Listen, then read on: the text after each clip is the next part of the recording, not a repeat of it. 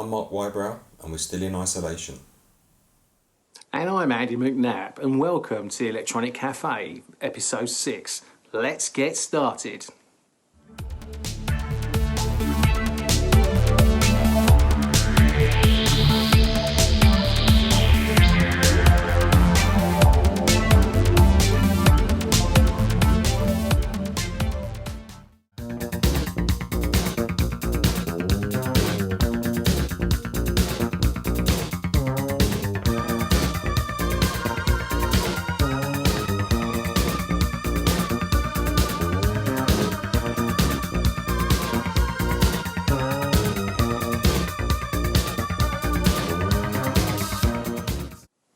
So, hope you enjoyed episode 5 we put out a little while ago, looking at some of the hot stuff that we're listening to. Had some really good feedback actually, so people are discovering bands like Destroyer, Wrangler, etc. So really cool, had some great feedback, and thanks again to Rusty for helping out. That episode was brilliant, and today's legend episode is talking about a great band that I kind of only discovered halfway through their kind of main career, and that's the band called Japan. They started and formed in kind of 74. Two main brothers, Steve and David Batt, known as Dave Sylvian and Steve Jansen. So David was the main singer, and Jansen was an amazing percussionist and drummer. Also Mick Karn, probably one of the greatest bass players of all time. I think he was actually voted best young bass player in the world a couple of times, who tragically passed a few years back through cancer. Richard Barbieri on keyboards, who again went on to be working with Stephen Wilson in Porcupine Tree, and Rob Dean, who was the guitarist. And these guys come from sort of, I think, from Catford, South London area. And the guys just got together as youngsters, just practicing and playing stuff and seeing how they got on. They were, I think, nameless. When they, just before their first gig, they just decided to call themselves Japan. It was going to be a temporary measure, but it stuck. And funny enough, that's where one of the key parts of the world where they did become big. So mid-70s they started playing gigs, and then they were joined, I think, a year after they formed, by Rob Dean on guitars, and they got a contract with a German disco label called Hansa Ariola in 77, and they became like a alternate glam rock outfit. You can definitely hear the influences of Bowie, Reed, T-Rex, Roxy Music, New York Dolls, and there was some sort of guitar-based funk stuff, which was quite cool. So yeah, started initially in a completely different place to where they ended up. When Japan emerged in the mid-70s, they wore their glam rock influences loudly. David Bowie, T-Rex, Roxy Music and the New York Dolls. New York Dolls devotee David Sylvian even adopted his artistic name from Sylvain Sylvain, the New York Dolls guitarist. At the time, they were clearly inspired by glam rock, but lumped into the new romantic scene because of the look and I guess their liking for cosmetics. Japan were always more art than pop. They were managed for a short time by Simon Napier Bell, a famous Svengali type manager who managed bands as diverse as the Yardbirds, Wham, Mark Bolan and Boney M. Now then, don't get me wrong, I am a big Duran Duran fan. In 1981, when Duran Duran broke, they were my band, and Duran Duran along with Nick Rhodes were the primary reason I bought my first synthesizer and wanted to be in a band. However, the influence that Japan had on Duran Duran is unquestionable in both look and sound.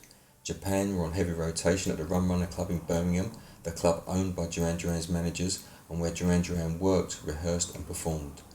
Duran Duran wrote and recorded demos for their first album at Air Studios in London in 1980, while one of their main influences, Japan, were recording Gentleman Tape Polaroids just down the corridor in another studio.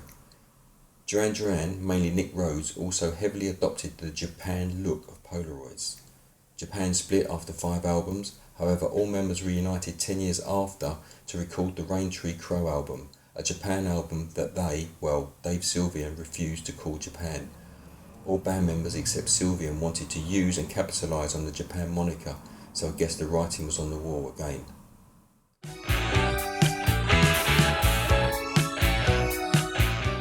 Yeah, their first 2 albums, Adolescent Sex and Obscure Alternatives, were both released in 1978. The sound of those 2 albums was a long way from the sound that we now associate Japan with. Although signed to Hansa Ariola, a German disco label, Both were spiky sounding glam rock type albums with some tinges of reggae thrown in for good measure. The look is also a million miles from the latter day Japan, with long hair and leopard prints, more resembling Roxy Music or the New York Dolls than the new romantic scene that they were later lumped in with. David Sylvian's voice was higher in pitch and more nasally than his latter day style. There are some great songs on these albums though: Adolescent Sex, Communist China, Automatic Gun, Rhodesia and Suburban Berlin, to name just a few, but both look and sound were slightly out of touch with what was going on at the time. Both albums failed to cause much of a stir at home, but were biggish in Japan and Asia. Where else? The following year, between these two albums and the release of their third album, Quiet Life, a one-off single was released called Life in Tokyo, which was produced by Giorgio Moroder, and it established their electronic new wave art pop direction. Musically, the track is propelled by one of Moroder's trademark arpeggiated synthesizers, an electronic motif deployed on all of his releases. Life in Tokyo was pivotal. It was a stepping stone and the evolution of their sound, and what was to come next for their third album. So after the band was signed, they debuted in '78 with the first album, Adolescent Sex, and then that was followed by a second album pretty quickly, Obscure Alternative, the same year. Both albums were produced by Ray Singer, and they sold really well in Japan, ironically, and the Netherlands. I think their first single, Adolescent Sex, was a top 30 hit. They also gained some popularity in Canada. But in the home native UK, both albums failed to gain much public attention. A bit like Talk Talk, actually. Took a while for them to sort of flourish in the home country. But they would say you can hear in those first two albums influences of Lou Reed, T-Rex, Bowie, New York Dolls, Roxy, etc. And they were dismissed by the UK press as being distinctly a bit out of date because of punk and new wave bands were in the ascendancy. The band, I think, was managed by Simon Napier Bell, who managed the Yardbirds, Wham, Bolan previously. So it had good management. But yeah, they were kind of... It's funny, I've only just been listening to the two albums recently, thanks to Mark. I kind of came across them a bit later on in their career, and I played them quite a bit. And it does feel like they're trying to find themselves a little bit. And they followed something that wasn't really their natural style or fitting of their actual talent. So yeah, I found both albums a bit of a tough kind of listen before what was to come next. All lovers etiquette, make love on first impression, of adolescent sex with juvenile intentions. Take it much higher. Take it much higher. Whatever gets you through the night, just keep on dancing. Whatever gets. Oh, music, the digital box, deep bottom and stars, big kid, no sound, exchanging surgical appliances on higher ground.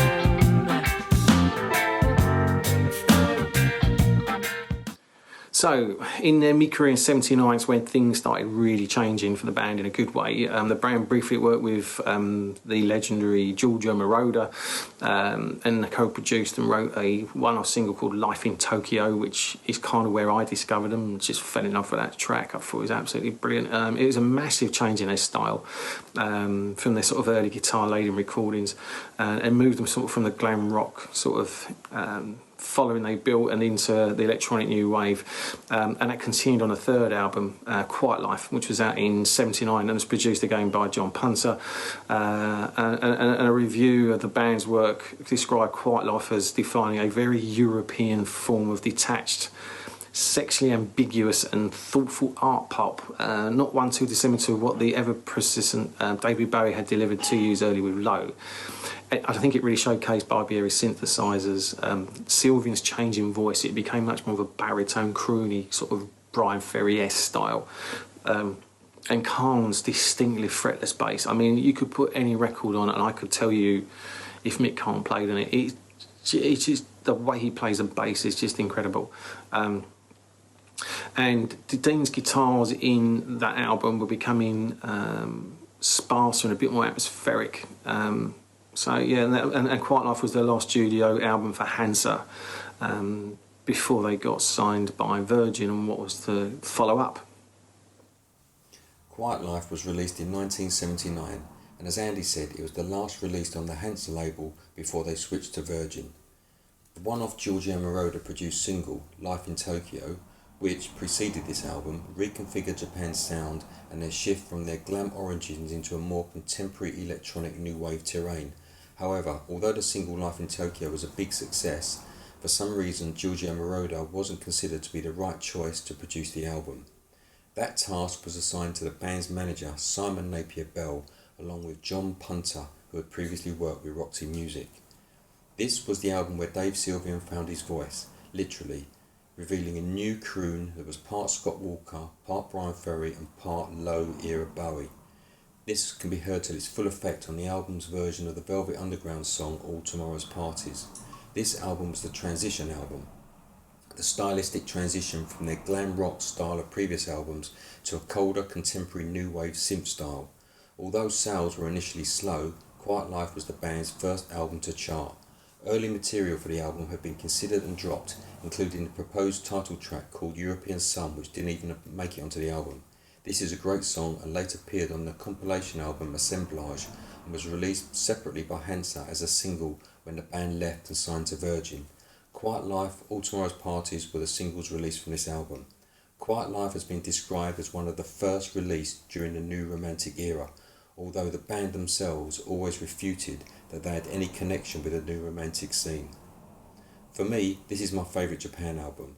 I like the stylistic transition between the old Japan and the new Japan.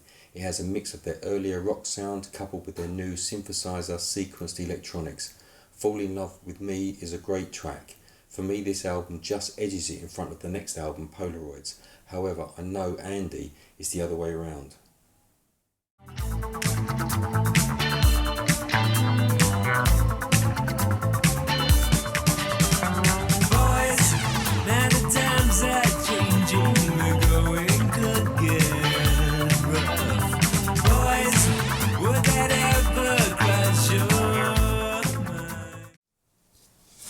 Gentlemen Take Polaroids was Japan's fourth album, released in 1980.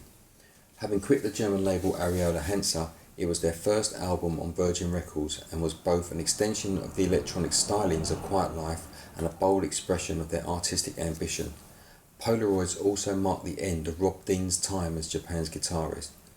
Rob Dean said his own creative goals were drifting apart from the rest of the group, which in turn made it increasingly difficult to come up with parts that he was happy with. He also said the band was moving more towards electronic music, with Yellow Magic Orchestra, Brian Eno and Kraftwerk being the strongest influences, and a distorted guitar started to feel more intrusive than complementary. He was essentially ostracised from recording sessions at Air Studios, where Sylvian admitted his sense of perfection and obsession had caused problems within the band. Sylvian also admitted years later the feeling between band members wasn't good at this time due to the limitations that he was putting on them. Arguably though, those same limitations were integral to creating this consummate piece of music. Along with the album's iconic artwork, it was unquestionably the album where Japan found their unique sound and style. The two singles from the album were the title track Gentlemen Take Polaroids and The Brilliant Night Porter, one of those rare mystical singles, nearly 7 minutes long, dark and lonely, just a piano and a voice and some keyboards, that's it. The album also featured a cover of Smokey Robinson's Ain't That Peculiar, their second Smokey Robinson cover following I Second That Emotion recorded when they were on the Hansa label. Polaroids was indeed another step upwards from Quiet Life, and it paved the way for Tin Drum a year later. It was also the first album that Ryuichi Sakamoto from Yellow Magic Orchestra appeared on. Gentlemen Take Polaroids is a masterpiece and you need to check it out if you don't know it. So after leaving Hansa, the band signed with Virgin, who released their last two studio albums. The first one for me is one of the best albums of that era. We put it on the show reel on episode 2 of Electronic Cafe, and that's Gentlemen Take Polaroids. And it kind of expand their audience as the band really refined its new sound and found themselves where they should have been in the beginning, I think. And their visual appearance, accidentally, because of this album, everyone kind of put them as part of the New Romantic sort of a category of bands like Duran Duran, Spandau. But the things they'd always worn makeup in the 70s with that glam rock era, and they kind of really wanted to not be associated with the new romantic scene, but inadvertently just found they had through that created a bigger audience. But I remember hearing Polaroids around a friend of mine's house for the first time and just thinking straight away, my God, if you'd put a gun to my head and said, who's this band, I would have said Roxy Music. You could really hear the influence in that first album, but it also has a soul of its own. So amazing covers as well. So if you think about Aretha Franklin and Ain't That Peculiar, if you hear Sylvian's or Japan's cover of that song, it does sound like a completely different song. It's a great interpretation of a timeless classic. And then there's a very good track at the end called Taking Islands in Africa, where he pairs up with Ryuichi Sakamoto, who is quite a famous composer in his own right, and was with the early Japanese pioneers of electro music. That comes like the electronic version of Kraftwerk, which was Yellow Magic Orchestra. And you can start hearing that sounds like a stepping stone to something else with the Oriental influence. And that was definitely defined in what was to come in the next album.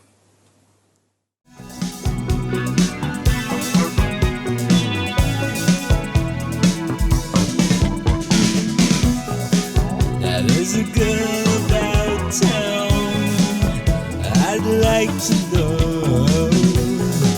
I'd like to slip away with you. Tin Drum was the fifth studio album released by Japan in 1981. Fittingly for a band named after the land of the rising sun, Far Eastern influences are on Tin Drum throughout, and this being Japan's real final album, barring the Raintree Crow Reformation album, is possibly their magnum opus. The music is quite minimalist and oriental sounding in its electronic instrumentation. The album's distinctive artwork, along with the song titles like Cantonese Boy, Canton, Visions of China, all combine to give the album a very Far Eastern feel. Any album that includes a song like Ghost is an album to be reckoned with.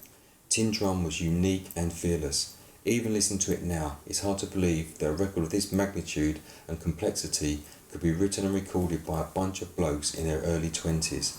Despite giving the band their first commercial and critical success, they split a year later in December '82. Its members went on to pursue numerous other musical projects in the 10 years leading up to their brief reformation in the early 90s under the name of Raintree Crow, releasing one further album in 1991.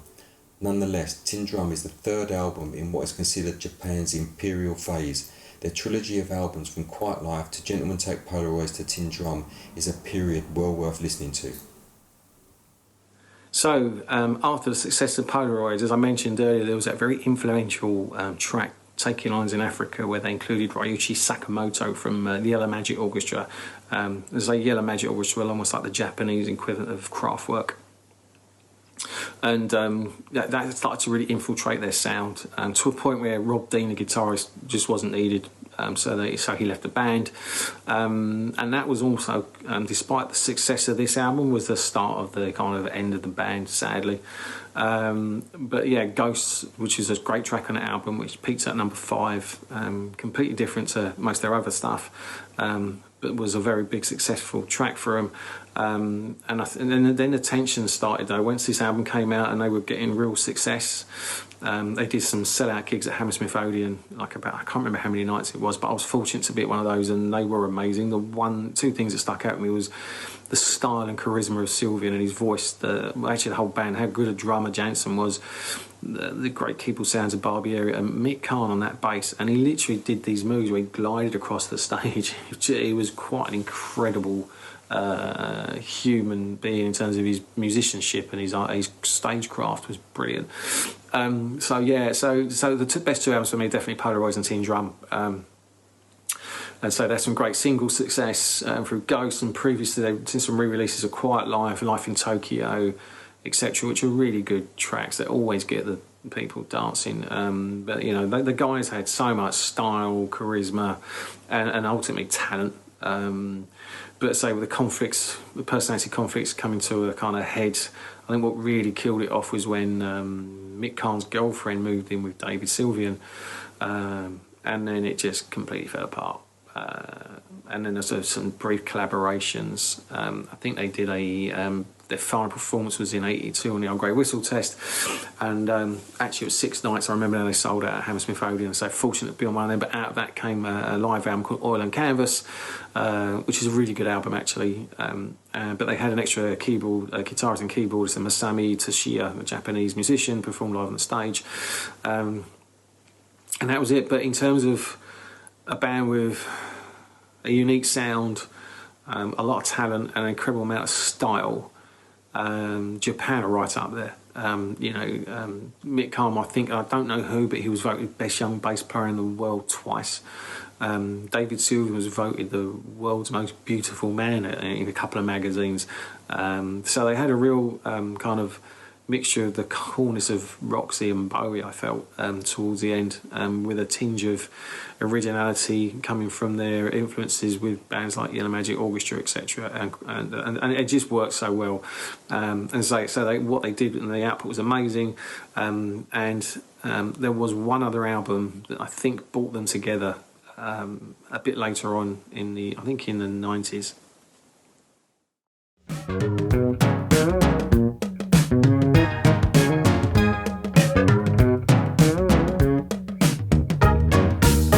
I'm walking young and strong, but just a little too thin. All 4 members of Japan reunited for the first time since 1982 and released the Rain Tree Crow album in 1991. Rain Tree Crow was Japan in every way except in name. The intention was that Rain Tree Crow would be a long-term project, but unfortunately old hostilities resurfaced quickly in the studio. Although the late Mick Karn did say that he felt the conflict contributed to making Rain Tree Crow an important album, and he felt that it was the final killing off of the Japan days, something they all had to do before they could move on. The album was 2 years in the making, and it went way over budget. It was also reworked by David Sylvian just before being released, which is probably why it resembles more like a David Sylvian solo work than a bona fide Japan release. The album doesn't sound drastically different from their latter work, successfully reviving Japan's late period sound of neo-tribal rhythms and vaguely Asian feel, but it was even less commercial sounding. It feels more sparse, ambient and ethereal than its predecessor, almost world music in parts. Both Mick Karn's distinctive fretless bass and Richard Barbieri's groundbreaking and atmospheric synths are all over it once again. It could be argued there are similarities here with what Mark Hollis and Talk Talk were doing with Spirit of Eden and Laughingstock. It was a minor success at the time, but has grown in stature over the years and has received much critical acclaim. It's sonically fantastic and well worth putting on a decent pair of headphones, sitting back and falling in love with this ethereal classic, especially if you're a fan of David Sylvian's solo work. Only one single was taken from the album, the brilliant Blackwater. Sadly, Mick Karn died of cancer in 2011, aged just 53. He was a much sought after session musician after Japan's breakup. His distinctive bass can be heard working with Gary Newman, Kate Bush and Joan Armatrading, and he formed Dallas Carr with Pete Murphy of Bauhaus. I really miss Mick Karn. Watching the way he used to move across the stage like a robotic marionette always makes me smile, and I really miss Japan. I hold you in a sea of silence on the borderline of truth, hope and violence. 2 other albums worthy of mention are firstly Oil on Canvas, a live album released by Japan in 1983. Released 6 months after the band had split, it became their highest charting album in the UK.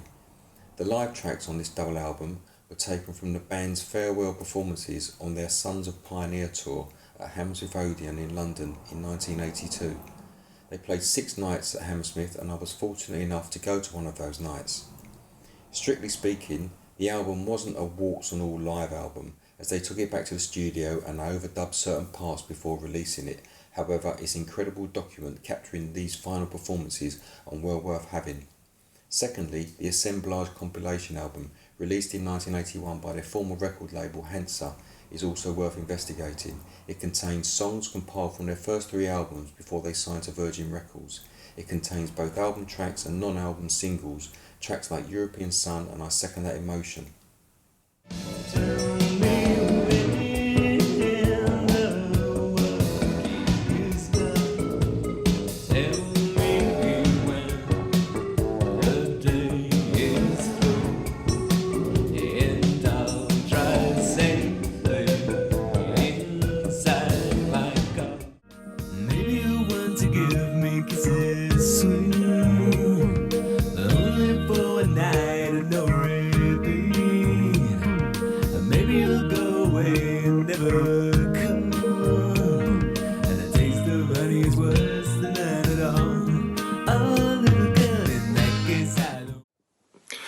So as the band had split, they went on to have different varying degrees of success in their solo careers. Sylvian carried on working with Sakamoto for a short space of time with Forbidden Colours, a great track which he was featured on the film Merry Christmas, Mr. Lawrence, starring the legendary David Bowie, and then Bamboo Houses and Bamboo Music, which are great. But then Sylvian did a first solo album in 1984 called Brilliant Trees, and he did go on to have a great successful solo career, I think, and kind of went a similar path to Mark Hollis from Talk Talk, where he'd gone from his very electro synthy sound to a lot of jazz influence, spatial sounds, with his voice just being quite warm and with that baritone, worked brilliantly well. So yeah, definitely worth checking some of his solo stuff out. I was supposed to be seeing him a few years ago at the Albert Hall, but it got cancelled, so God knows what's going to happen. He's been quiet of late. Mick Karn became a session musician.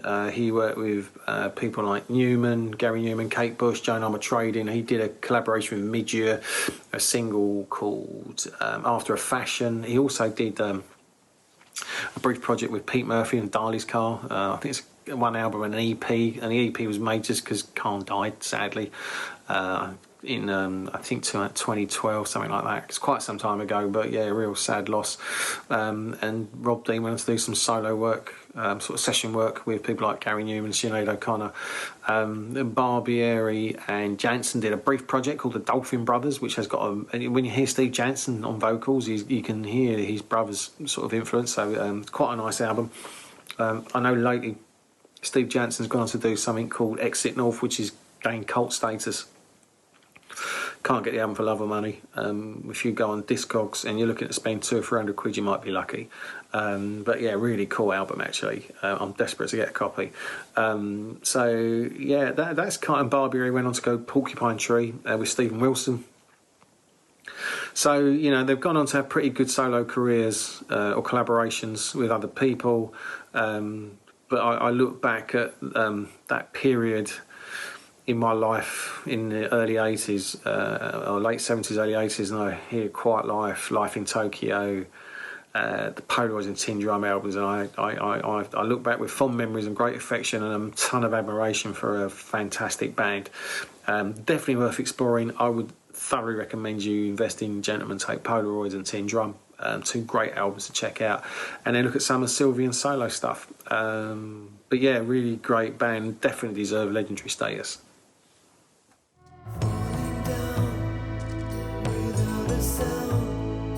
It must be this summer that never ends. Falling down without a sound. This season on fire with a feast for friends. Follow me down to the valley below. You know, moonlight is bleeding from out of your soul.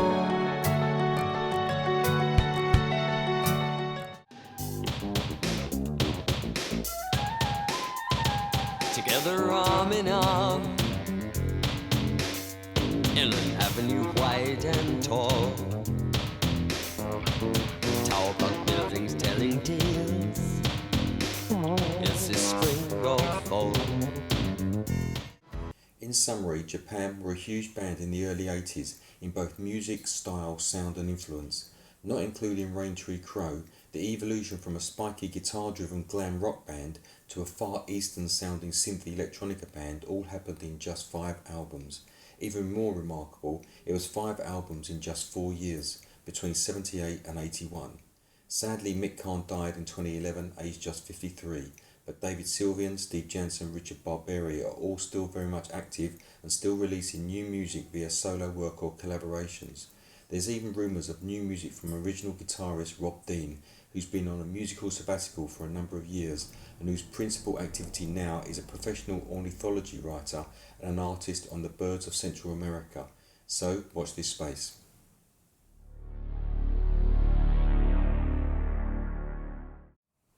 Thanks again for watching and for all of your support and all of your positive comments.